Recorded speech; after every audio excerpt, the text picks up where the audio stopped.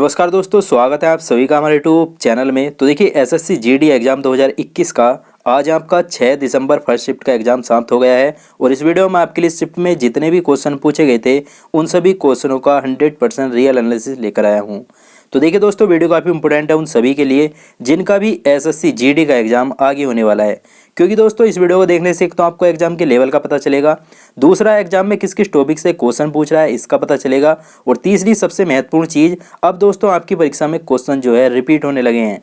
तो ये नहीं पता है कि इस शिफ्ट में कौन सा क्वेश्चन ऐसा पूछा गया है जो आपकी शिफ्ट में भी रिपीट हो जाए। तो इसलिए दोस्तों आपको सारे क्वेश्चनों को याद भी करना है और वीडियो पसंद आएगा तो वीडियो को लाइक शेयर भी जरूर करिएगा।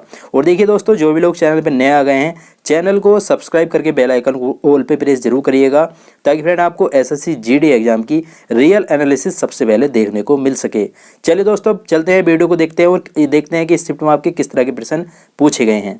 तो देखिए यहाँ पर क्वेश्चन है जो आज आपका पूछा गया था, राज्य अपहरण नीति का प्रवर्तक कौन था। तो देखिए राज्य अपहरण नीति जो थी इसका प्रवर्तक कौन था, लॉर्ड डलहौजी था। तो लॉर्ड डलहौजी आपका राइट आंसर हो जाता।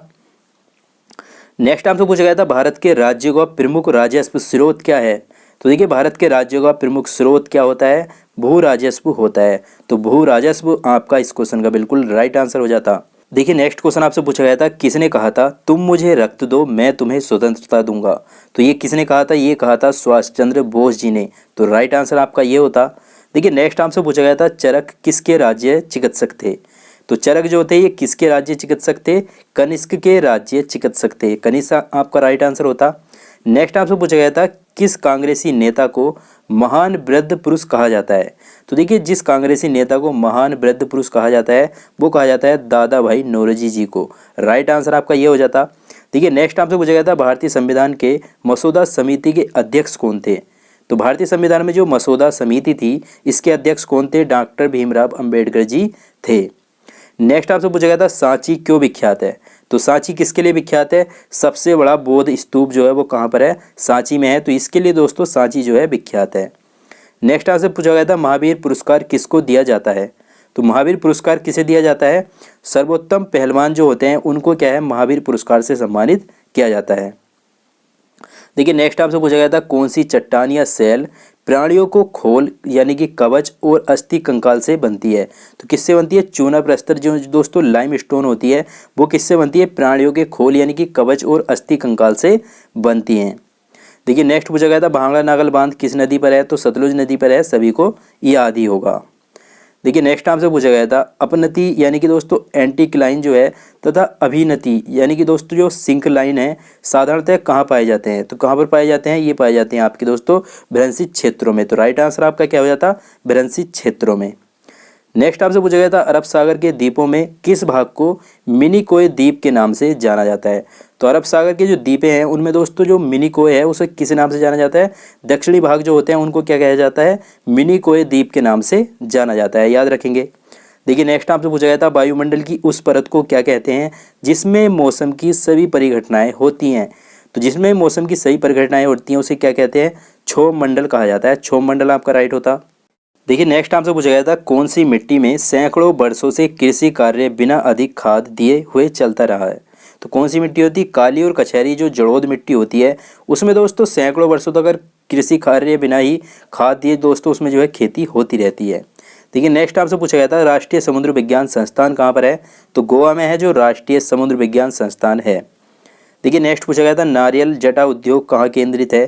तो देखिए दोस्तों नारियल जटा उद्योग जो है ये कहाँ पर केंद्रित है, इसका केंद्र कहाँ पर है, केरल में है। केरल आपका राइट होता। नेक्स्ट क्वेश्चन आपसे पूछा गया था, थिम्पू कहाँ की राजधानी है। तो जो थिम्पू है ये किसकी राजधानी है, भूटान की राजधानी है। अब देखिए दोस्तों राजधानी से भी आपका क्वेश्चन पूछा रहा है, तो आप दोस्तों जितने भी भारत के पड़ोसी देश हैं आपको जो है उन सभी की राजधानियाँ और उनकी मुद्राएं को अच्छे से याद कर जाना है जब आप एग्जाम देने जाएँ। देखिए नेक्स्ट पूछा गया था आपसे, भारत का वह सबसे बड़ा बंदरगाह कौन सा है जो कुल यातायात के 5वें भाग को संभालता है। तो कौन सा है, वो है मुंबई। मुंबई आपका करेक्ट आंसर होता। देखिए नेक्स्ट आपसे पूछा गया था, समस्त मांग किसका योगफल है। तो जो समस्त मांग होती है वो किसका योगफल होती है, उपभोग और उत्पादन इन दोनों को जो है योग होती है जो समस्त मांग होती है। देखिए नेक्स्ट पूछा गया था, जनसंख्या के घनत्व का सूचक क्या होता है। तो जनसंख्या घनत्व का सूचक क्या होता है, जनसंख्या भूमि अनुपात। तो ये जो है जनसंख्या घनत्व का सूचक होता है। नेक्स्ट आपसे पूछा गया था किसी आर्थिक प्रणाली में उत्कृष्ट अवस्था से क्या अभिप्राय है। तो देखिए किसी आर्थिक प्रणाली में उत्कृष्ट अवस्था से क्या अभिप्राय होता है, स्थिर विकास का प्रारंभ होना जो है उससे अभिप्राय होता है। नेक्स्ट आपसे पूछा गया था कीमत स्तर में वृद्धि के प्रभाव से वास्तविक मजदूरी पर क्या प्रभाव पड़ता है। तो कीमत स्तर में वृद्धि के प्रभाव से जो है वास्तविक मजदूरी पर क्या प्रभाव पड़ता है, मजदूरी क्या होती है, घट जाती है। तो याद रखेंगे। देखिए नेक्स्ट आपसे पूछा गया था किस पंचवर्षीय योजना में भारत के विकास का प्राथमिक दायित्व सरकारी क्षेत्र को स्थानांतरित कर दिया गया था। तो किस में किया गया था, प्रथम पंचवर्षीय योजना में किया गया था। नेक्स्ट देखिए दोस्तों रीजनिंग का क्वेश्चन है जो आपकी परीक्षा में पूछा गया था और इसी पैटर्न पर दोस्तों आपके जो है रीजनिंग के क्वेश्चन पूछे आ रहे हैं। तो इन सभी क्वेश्चनों को एक बार जरूर देख लें, इससे आपको दोस्तों एग्जाम में काफ़ी हेल्प मिलने वाली है। देखिए क्वेश्चन था आपका जो पूछा गया था 4, 5, 6, 9, 8, 13, 10 और यहाँ पर क्वेश्चन मार्क दिया हुआ था, तो यहीं पर बताना था कि क्या आएगा। तो चलिए देखते हैं इसको कैसे ये क्वेश्चन हुआ है। देखिए 4 से आया है 5, फिर 6, फिर 9, फिर 8, फिर 13, फिर 10, यानी कि दोस्तों एक सीरीज चल रही है। तो इस सीरीज में यहाँ पर हमें देखना है कि आगे क्या आएगा। तो चलिए देखते हैं। देखिए दोस्तों अगर आप ध्यान से देखें इसमें, तो इसमें दोस्तों दो सीरीज चल रही हैं। एक तो ये वाली दोस्तों 4 से 6 आया, फिर उसके बाद 8 आया, फिर 10 आया, यानी कि इनमें क्या हुआ, 2-2 ऐड हो रहा है सभी में। 4 में 2 ऐड किया, 6 फिर 2 ऐड किया, 8 फिर 2 ऐड किया, 10। तो इस तरह से हो गया। अगर आगे पूछता यहाँ पर एक और क्वेश्चन मार्क देता तो यहाँ पर हमें आराम से लिख देते कि यहाँ पर 12 आएगा, क्योंकि इस सीरीज से हमें ये पता चल रहा है। अब दूसरी वाली सीरीज देखते हैं। देखिए 5 से आया है 9, यानी कि 4 ऐड किया, फिर 9 से आया 13, यानी कि इसमें भी 4 ऐड किया। अब फिर से क्या करना होगा, फिर से 4 ऐड करना होगा। तो ये कितना आ जाएगा, ये हो जाएगा 13 में 4 ऐड करेंगे 17। तो 17 आपका दोस्तों इस तरह से जो है इस क्वेश्चन का बिल्कुल राइट आंसर हो जाता। अब आगे देखते हैं। देखिए नेक्स्ट भी आपसे रीजनिंग का ही क्वेश्चन है। क्वेश्चन था XUROLI और यहाँ पर डबल क्वेश्चन मार्क दिया हुआ था, यानी कि 2 लेटर बताने थे कि क्या आएंगे। तो चलिए देखते हैं कैसे हो रहा है।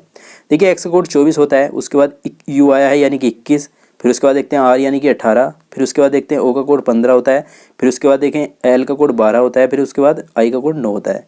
तो ये अगर आप यहाँ पर ध्यान से देखें, देखिए 24 में से 3 माइनस किया 21 हो गया, फिर 3 माइनस किया 18 हो गया, फिर 3 माइनस किया 15 हो गया, फिर 3 माइनस किया 12 हो गया, फिर 3 माइनस किया 9 हो गया। यानी कि सभी में क्या हो रहा है, 3-3 ऐड हो रहा है, सॉरी 3-3 माइनस हो रहा है। तो इसमें तीनों में से क्या करना होगा, इसमें से भी हमें दोस्तों आगे इस वाली सीरीज में 3-3 माइनस करना होगा। तो चलिए करते हैं। देखिए आई का कोड 9 होता है, 9 में से 3 माइनस करेंगे 6 आ जाएगा, यानी कि F आ जाएगा हमारा। उसके बाद फिर F आ गया, तो F का कोड 6 होता है, 6 में से 3 माइनस करेंगे तो फिर क्या आ जाएगा, C आ जाएगा। तो इस तरह से दोस्तों जो राइट आंसर होता है इस क्वेश्चन का क्या होता, FC जो है यहाँ पर आपका आ जाता। आगे देखते हैं। देखिए नेक्स्ट भी रीजनिंग का ही क्वेश्चन है। क्वेश्चन था आपका C3F6 अनुपात I9 L12 समानुपात K11 N14 और उसके बाद अनुपात के बाद था क्वेश्चन मार्क, यहाँ पर बताना था कि क्या आएगा। तो देखिए काफ़ी सिंपल क्वेश्चन है, यहाँ पर कुछ भी नहीं किया है, बस थोड़ा सा लॉजिक देखना है दोस्तों। इसमें सभी के कोड यहाँ पर लिखे हुए हैं। अगर आप देखें C का कोड 3 होता है, F का कोड 6 होता है, उसके बाद I का कोड 9 होता है, L का कोड 12 होता है। तो इस तरह से सभी के यहाँ पर कोड लिखे हुए हैं। तो अब इसमें तो हमें ये देखना है कि आगे वाला जो है किस तरह से आ रहा है। देखिए यहाँ पर 3 ऐड किया है 6 आया, 3 में 3 ऐड करेंगे 6, फिर 3 ऐड किया 9 हो गया, फिर 3 ऐड किया 12। तो यानी कि 3-3 की बढ़ोतरी हो रही है। अब आगे देखते हैं आगे क्या है। देखिए 11 से आया 14, यानी कि 3 ऐड हुआ है इसमें भी। अब फिर से हमें क्या करना होगा, 3 ऐड करना होगा, क्योंकि इस समय में क्या हो रहा है, 3-3 ऐड हो रहा है।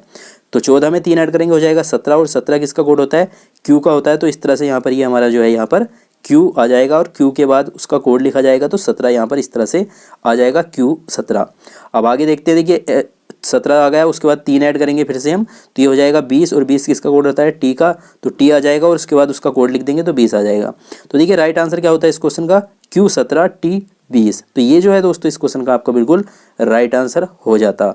अब देखिए दोस्तों इस वीडियो में तो मुझे इतने ही सारे क्वेश्चन मिल पाए थे। तो उम्मीद करूंगा दोस्तों आपको वीडियो पसंद आया होगा। अगर दोस्तों आपको वीडियो पसंद आया तो इस वीडियो को लाइक जरूर कीजिएगा, शेयर कीजिएगा अपने दोस्तों का, ताकि फ्रेंड उनकी भी थोड़ी सी हेल्प हो सके। और देखिए दोस्तों जो भी लोग चैनल पर नए आ गए हैं, चैनल को सब्सक्राइब करके बेल आइकन कॉल पर प्रेस जरूर करिएगा, ताकि फ्रेंड आपको न्यू वीडियो की नोटिफिकेशन सबसे पहले मिल सके। चलिए दोस्तों मैं मिलूंगा आपसे नेक्स्ट वीडियो में, तब तक के लिए जय हिंद जय भारत।